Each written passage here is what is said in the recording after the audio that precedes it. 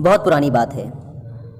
एक जंगल में एक गुरुकुल था जिसमें बहुत सारे बच्चे पढ़ने आते थे। एक बार की बात है, गुरुजी सभी विद्यार्थियों को पढ़ा रहे थे, मगर एक विद्यार्थी ऐसा था जिसे बार बार समझाने पर भी समझ में नहीं आ रहा था। गुरुजी को बहुत तेज से गुस्सा आया और उन्होंने उस विद्यार्थी से कहा, जरा अपनी हथेली तो दिखाओ बेटा। विद्यार्थी ने अपनी हथेली गुरुजी के आगे कर दी।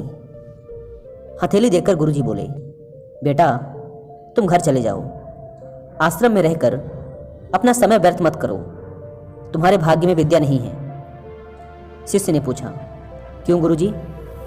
गुरुजी ने कहा, तुम्हारे हाथ में विद्या की रेखा नहीं है।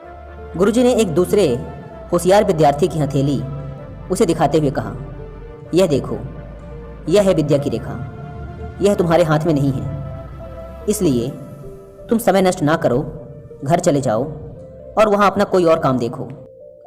यह सुनने के बाद उस विद्यार्थी ने अपनी जेब से एक चाकू निकाला, जिसका प्रयोग वह रोज़ सुबह अपने दातून काटने के लिए किया करता था।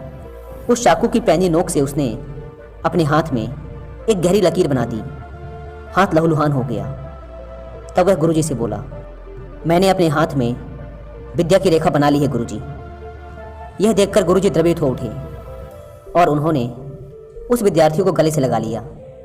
गुरुजी बोले, तुम्हें विद्या सीखने से दुनिया की कोई ताकत नहीं रोक सकती बेटा। दृढ़ निश्चय और परिश्रम हाथ की रेखाओं को ही बदल देते हैं। दोस्तों, क्या आप जानते हैं विद्यार्थी कौन था? वह विद्यार्थी आगे चलकर महर्षि पणिनि के नाम से प्रसिद्ध हुआ, जिसने विश्व प्रसिद्ध व्याकरण अष्टाध्यायी की रचना की है।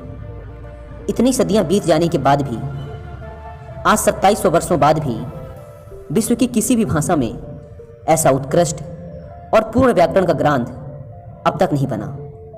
तो दोस्तों, इस कहानी की शिक्षा यह है कि लोग चाहे जो भी बोलें, हम हर एक को गलत साबित करते हुए अपनी लगन और परिश्रम के दम पर जो चाहें वो सब कुछ हासिल कर सकते हैं।